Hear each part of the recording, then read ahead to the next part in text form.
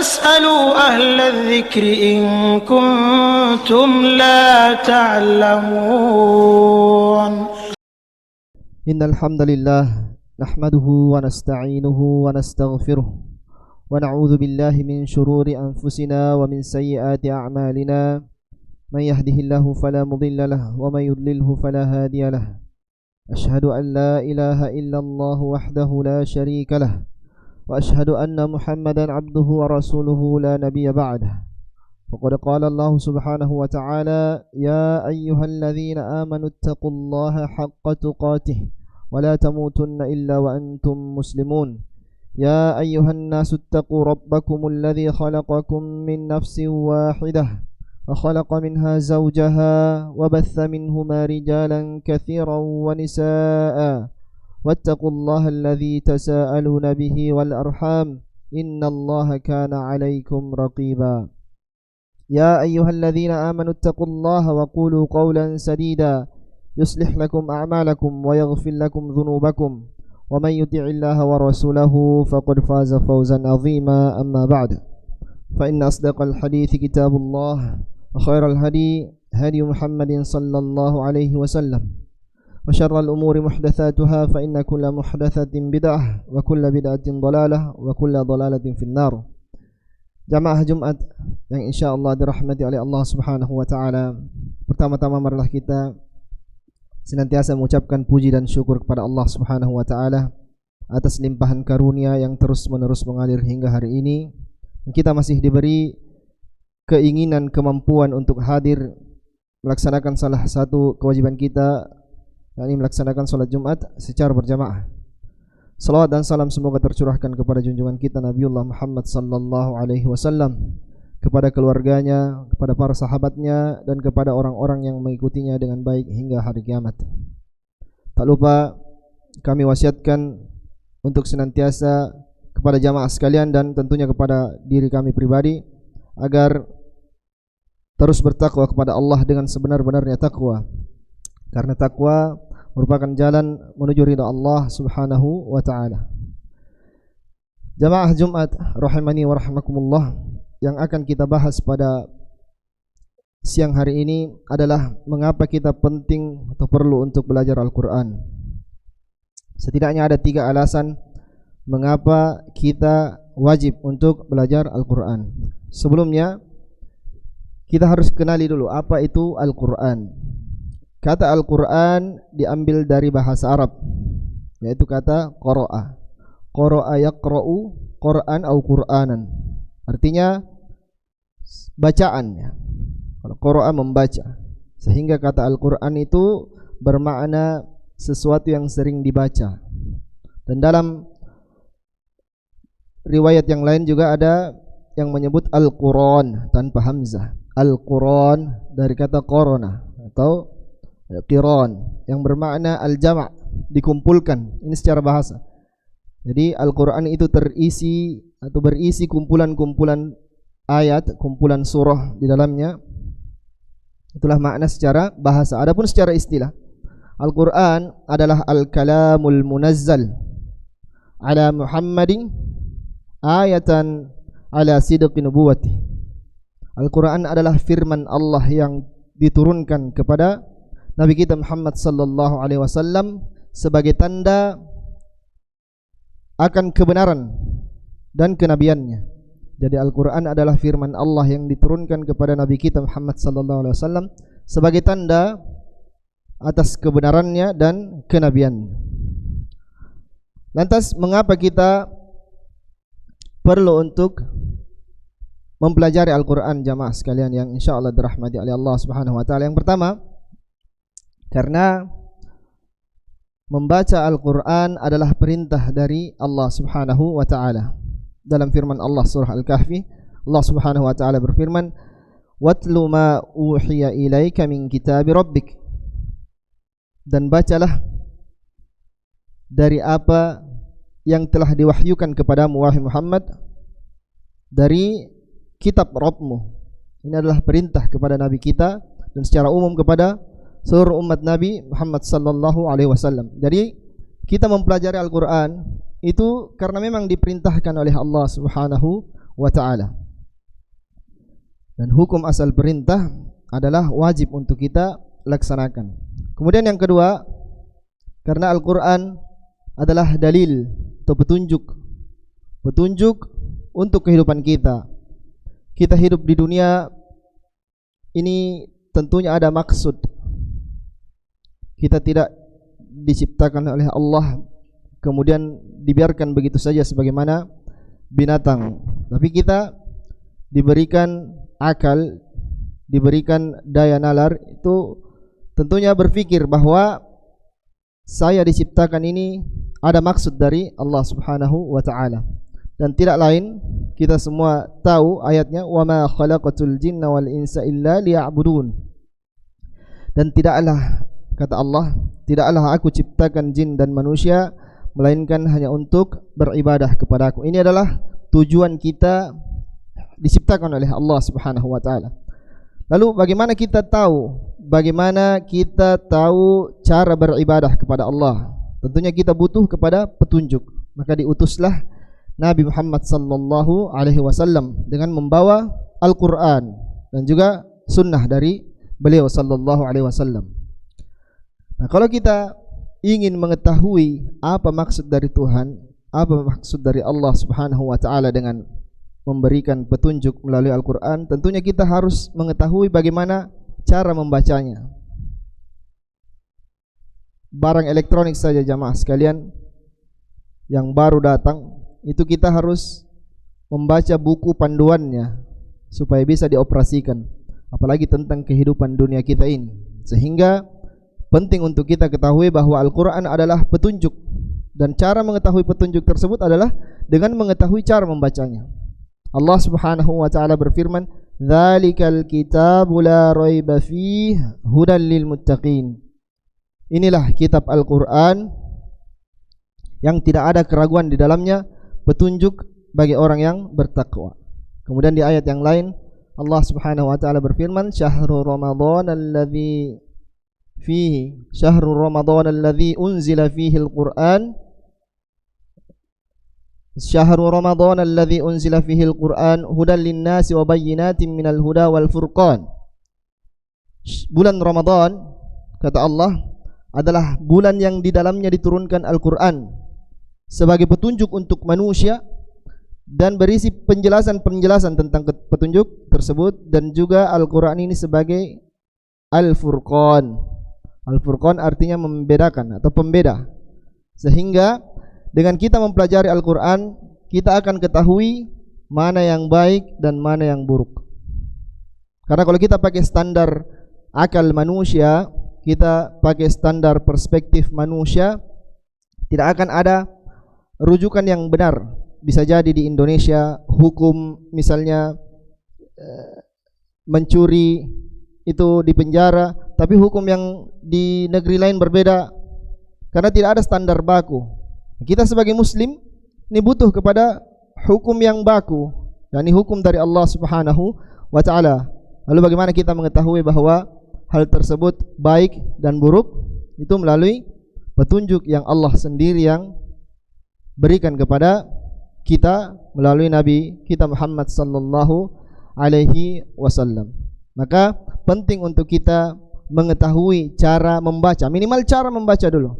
Kalau kita belum bisa untuk mentadabburi makna-maknanya, maka kita diperintahkan untuk membaca. Kemudian jamaah sekalian rahimani wa rahimakumullah, alasan ketiga mengapa kita penting untuk belajar Al-Quran adalah karena keutamaannya. Nabi sallallahu alaihi wasallam bersabda, "Khairukum man ta'allama al-Qur'ana wa 'allamah." Sebaik-baik dari kalian adalah yang mempelajari Al-Quran dan mengajarkannya. Ini tingkatan terbaik, karena Nabi juga bersabda di hadis yang lain, orang yang mahir membaca Al-Quran akan bersama para malaikat. Kedudukannya sama dengan malaikat. Dan yang terbata-bata, yang tersendat-sendat dalam membaca Al-Quran, itu akan diberikan 2 pahala. Sehingga tidak ada kerugian, mahir ataupun tidak, selama kita masih belajar, ini akan menjadi sesuatu yang baik. Kita terbata-bata dalam membaca mendapatkan 2 pahala, kita mahir dalam membaca Al-Quran, kedudukan kita sama dengan malaikat. Kemudian jamaah rahimani wa rahimakumullah, itulah mengapa kita penting untuk belajar. Karena tujuan Al-Quran diturunkan itu bukan juga sekedar hanya dibaca. Dalam surah Shad Allah subhanahu wa ta'ala berfirman, Kitabun anzalnahu ilaika mubarakun liyadabbaru ayatih waliyatadhakkara ulul albab. Kitab Al-Quran ini kami turunkan dia sebagai berkah untuk direnungi tanda-tandanya, direnungi ayat-ayatnya, dan supaya orang-orang yang berakal itu bisa mengambil pelajaran. Jadi Al-Quran itu turun bukan sekedar untuk dibaca, tapi kita bisa renungi. Al-Quran mencakup semua yang kita butuhkan dalam kehidupan dunia ini, baik itu perkara dunia maupun akhirat, ada semua dalam Al-Quran. Bahkan untuk pola makan saja itu sudah diatur sama Al-Quran. Allah subhanahu wa ta'ala berfirman, Ya ayyuhan nas kulu mimma fil ardi halalan tayyiba. Allah subhanahu wa ta'ala berfirman, wahai sekalian manusia, makanlah kalian dari apa-apa yang tumbuh dari bumi, dari apa-apa yang ada di bumi, yang halal lagi baik. Allah tidak cuma bilang halal jamaah sekalian, tapi juga yang baik. Jadi tidak selama yang halal, tidak setiap yang halal itu baik. Contohnya gula misalnya, gula itu hukum asalnya halal, tapi tidak baik untuk penderita diabetes misalnya. Jadi Allah kaitkan halal, thayyib. Ini baru pola makan, belum sisi kehidupan yang lain. Sehingga penting untuk kita pelajari Al-Quran, untuk kita ambil sebagai petunjuk kita hidup di dunia. Barakallahu li wa lakum fil Qur'anil azim, wa nafa'ani wa iyyakum bima fihi minal ayati wa dzikril hakim, wa taqabbalallahu minni wa minkum tilawatahu innahu huwas samiul alim. Alhamdulillah ala ihsani wa syukru lahu ala taufiqihi wa amtinani. Asyhadu an la ilaha illallah wahdahu la syarika lah ta'ziman li sya'ni, wa asyhadu anna Muhammadan abduhu wa rasuluhu ad-da'i ila ridwani. Salawatullahi wa salamuhu ala nabihi wa ala alihi wa ashabihi. Amma ba'd. Jadi setelah kita mengetahui keutamaan belajar Al-Quran, kemudian kita tahu bahwa belajar Al-Quran adalah perintah dari Allah, maka marilah kita mulai. Bisa jadi ini adalah tanda kebaikan oleh Allah. Melalui khutbah ini kita tergerak untuk memulai belajar Al-Quran. Umur kita sudah berapa jamaah sekalian? Ada yang sudah 40, ada yang sudah 50. Dan dalam khutbah senantiasa diulangi oleh khatib, wala tamutunna illa wa antum muslimun, dan jangan kalian mati kecuali dalam keadaan muslim. Kita alhamdulillah diberikan rezeki muslim jamaah sekalian. Dari seluruh penduduk dunia ini, seluruh manusia di bumi, hanya segelintir orang yang diberikan hidayah Islam jamaah sekalian. Betapa banyak orang yang masih dalam kekafiran, tapi Allah memilih di antara kita sebagai orang yang beriman. Nah, di antara orang Islam lagi ini hanya sedikit dipilih untuk mau melaksanakan ibadah. Sedikit saja. Karena Islam akan selalu datang dalam keadaan asing memang. Ini sudah sunnatullah. Dan di antara orang yang beribadah hanya sedikit yang Allah mau berikan taufik untuk belajar Al-Quran. Sehingga memang kehidupan ini menjadi filter. Marilah kita mulai belajar jamaah sekalian. Kita sudah diberikan umur 30 tahun, 40 tahun, kemudian nanti menghadap kepada Allah mengaku sebagai muslim tapi tidak mampu membaca Al-Quran. Ini aib jamaah sekalian. Kita lebih hafal tokoh-tokoh dunia daripada untuk sekedar membaca firman Allah. Kita masih kesulitan. Kalau masih terbata-bata hanya karena memang dalam proses belajar itu insyaallah dapat kebaikan. Tapi kalau memang terbata-bata karena meninggalkan Al-Quran, waliyadzubillah. Ada dua keadaan orang yang tidak ingin belajar jamaah sekalian. Ada yang memang karena kemalasannya, dan yang kedua waliyadzubillah, ada yang Allah memang palingkan jamaah sekalian. Allah yang memang ingin bahwa dia tidak usah belajar. Wa may yudlilillahu fala mudhillalah. Tidak ada yang bisa memalingkan atau menyesatkan kecuali Allah. Jadi kita senantiasa renungi bahwa kenapa saya malas belajar ini? Kenapa saya malas beribadah? Bisa jadi Allah yang inginkan memang.